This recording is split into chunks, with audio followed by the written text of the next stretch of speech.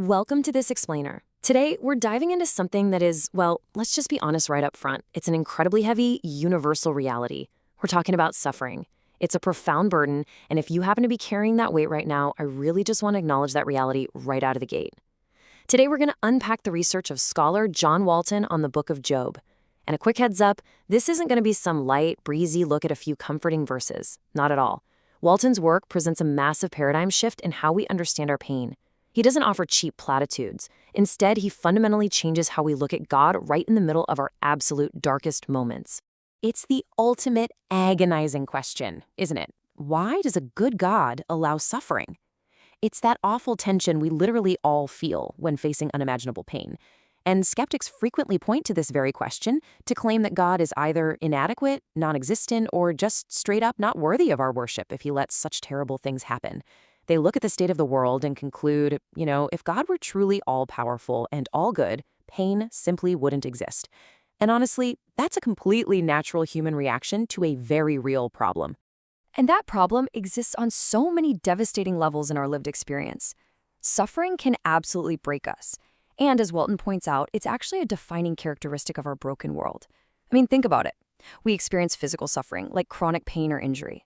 There's psychological suffering, bringing grief, shame, or intense anxiety. Then we have circumstantial suffering, living with a neurological disease or a severe disorder. But it doesn't even stop there. There's surrogate suffering. This is that deep ache of caring for the aging or the terminally ill, where you're suffering simply because someone near you is suffering. And finally, systemic suffering. People trapped by oppressive regimes, human trafficking, or hunger. It's pervasive. It's everywhere. Okay, let's dive into this. Here is our roadmap for today's explainer. The reality of suffering, the unanswerable questions, a creation in process, disconnecting suffering and sin, and finally, deepening faith through trial. We'll kick things off with Section 1, the deconstruction, the unanswerable questions. Any theology of suffering has to first address how we're fundamentally looking at God when things go completely wrong. And this brilliantly illustrates the massive, massive gap between what we want and what the biblical text actually offers. See, our human expectation is that we demand an explanation. We want to put God on the hot seat, right? We set up outside criteria, we put God on trial, and we sit at the judge's bench to determine if he succeeded in meeting our expectations. But Walton points out that the book of Job isn't designed to give us a neat little model with all the answers. Actually, scratch that. It doesn't give us the answers at all.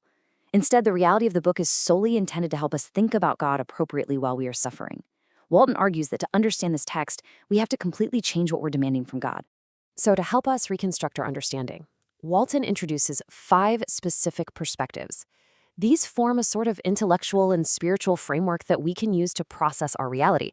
We're going to walk through each of these step by step just to see how they totally reshape the view of our own lives. Let's start with the first 2 perspectives, humanity and a creation in process. Walton notes that suffering is universally the lot of all humankind. If you aren't suffering now, well, odds are you eventually will. God isn't just randomly picking targets to punish, it's a shared human experience. Now, what's really fascinating here is how Walton frames this second perspective. He defines our current world as a creation in process, meaning we are not yet living in a world of full order. That won't happen until the new creation. Because we live in this reality of non-order, suffering is an expected contingency. It's mathematically, fundamentally expected, because full order just hasn't been achieved yet.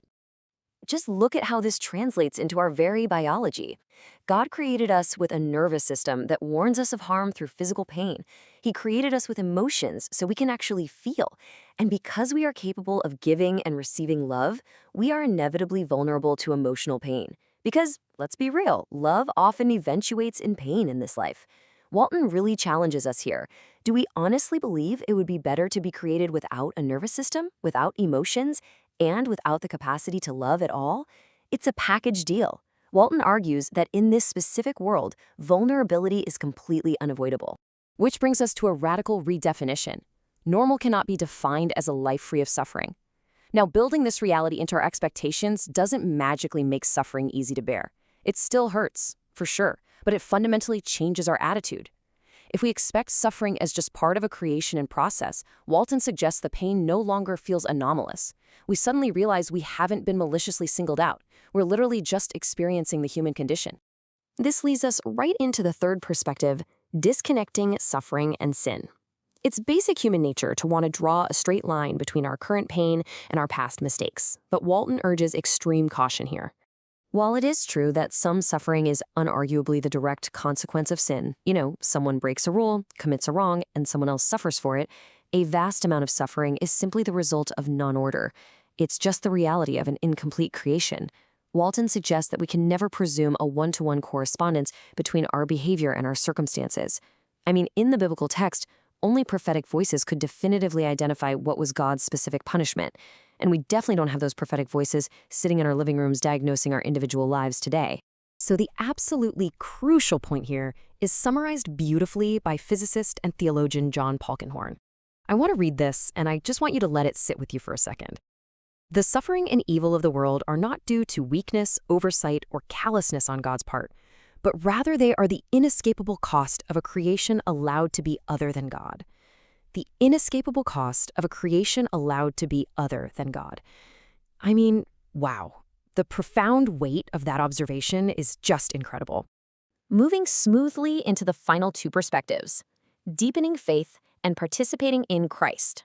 Here, we explore how the biblical text frames suffering not as a punishment, but as an intense, completely uninvited opportunity to evaluate our lives and deepen our faith. Let's move to how this builds into our prayer life. When things go wrong, our expected, totally natural prayer is to demand that God resolve the situation. We want Him to remove the troubled waters immediately, but the biblical prayer is often quite different. When God speaks of bringing His people through the waters, it implies He'll be with them in the trouble, not necessarily that He'll help them avoid it entirely. Walton notes that perhaps the more vital biblical prayer is actually asking for the strength to endure the suffering and remain faithful, rather than demanding the pain be taken away. And this is perhaps Walton's hardest truth. It's so important that we don't respond with disappointment in God. Why? Because in Walton's framework, God does not suffer lapses in the execution of His purposes. He doesn't make mistakes. So if it seems that God hasn't met our expectations, this theology suggests the problem actually lies in our own faulty expectations. We have to re-examine what we're demanding from a creation that is, as we said, still in process. And this brings us to the fifth perspective, heavily emphasized in the New Testament book of Philippians. The text suggests that when people suffer, they actually participate in Christ's suffering. The cross is presented as compelling testimony to an entirely different kind of victory. It's a victory that brings triumph through defeat. It shows us that we shouldn't always expect deliverance from our enemies or from our pain in this lifetime, but that there is profound meaning in withstanding our trials alongside Christ. So we arrive at the resolution, rethinking our normal. Walton's theology, drawn from the book of Job, doesn't eliminate our suffering. It doesn't promise a pain-free life, but he argues that it can rescue us from the trap of constantly blaming God. It aims to free us from the exhaustion and anxiety of wondering if every illness or tragedy is a specific punishment. Instead, it points us toward the singular goal of honoring Him when life is at its absolute lowest. I want to leave you with this final, deeply provocative question. At the end of the day, the entire message of the book of Job basically boils down to this. Will we strive to trust even when hope is gone? In a world mathematically subject to suffering, our response to that pain matters infinitely more than fully understanding its origin. Think about your own expectations today. The text challenges us to ask, are we putting God on trial, or are we striving to trust in the midst of an incomplete creation?